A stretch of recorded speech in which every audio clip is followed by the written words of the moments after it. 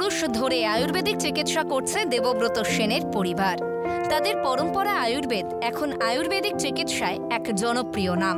কোনো রকম পার্শ্ব প্রতিক্রিয়াহীন এই ওষুধের ব্যবহার ক্রমশ বাড়ছে সারা দেশে। ধনী থেকে দরিদ্র সব শ্রেণীর মানুষই যাতে এই চিকিৎসা পরিষেবায় লাভবান হতে পারেন, সেই লক্ষ্যেই নতুন পদক্ষেপ করেছেন দেবব্রত। শনিবার আসানসোলের একটি শপিং মলে পরম্পরার এক্সক্লুসিভ শোরুমের উদ্বোধন করলেন তিনি।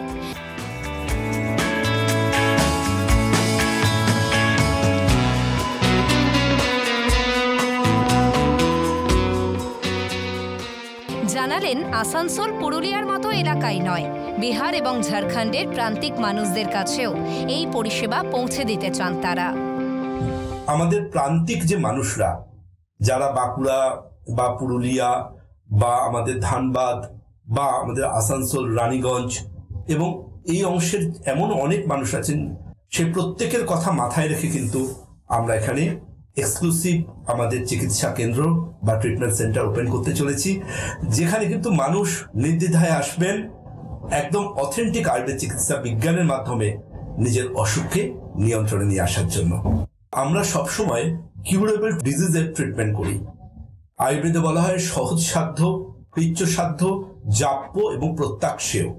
অর্থাৎ কিছু অসুখ সহজেই সেরে যায়, আবার কিছু অসুখ হয়তো রিফিউজ করতে হয়, আবার এমনও কিছু অসুখ আছে যেগুলো ওষুধ খেয়ে ভালো থাকতে হয়। কিন্তু আয়ুর্বেদ চিকিৎসা বিজ্ঞানে সেই সমস্ত ভৈষজ্য রত্নাবলী বা মেডিসিনাল প্ল্যান্ট আছে যার উপর আমি কাজ করেছি নিজে। সেখানে আমরা কিন্তু বংশ পরম্পরায় দেখেছি, আমার পূর্বপুরুষরাও দেখেছেন, যে কোনো রকম ক্রনিক ডিজিজ বা জটিল অসুখে মানুষ কিন্তু যে কোনো রকম আয়ুর্বেদ চিকিৎসার মাধ্যমে কিন্তু মানুষ ভালো থাকছেন। তার জন্য আজকে শুধু ভারতবর্ষের তাবড় তাবড় বিশ্ববিদ্যালয় নয়, পৃথিবীরও বেশ কিছু গুরুত্বপূর্ণ বিশ্ববিদ্যালয়ে আয়ুর্বেদ চিকিৎসা বিজ্ঞান ফার্স্ট লাইন অফ ট্রিটমেন্ট হতে চলেছে। উদ্বোধনী অনুষ্ঠানে উপস্থিত ছিলেন পরম্পরার ভাইস প্রেসিডেন্ট রনোজ ভৌমিক সহ বিশিষ্টজনেরা।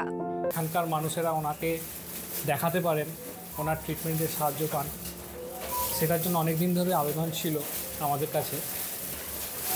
স্যারকে অসংখ্য ধন্যবাদ যে উনি এখানে এরকম একটা সুযোগ করে দেওয়ার জন্য, যে এখানে উনি প্রতিনিয়ত আসবেন এবং আসানসোলবাসীকে ওনার মহার্ঘ ট্রিটমেন্ট দ্বারা উপকৃত করবেন। এই জন্য ওনার কাছে অনেক অনেক আমরা কৃতজ্ঞ।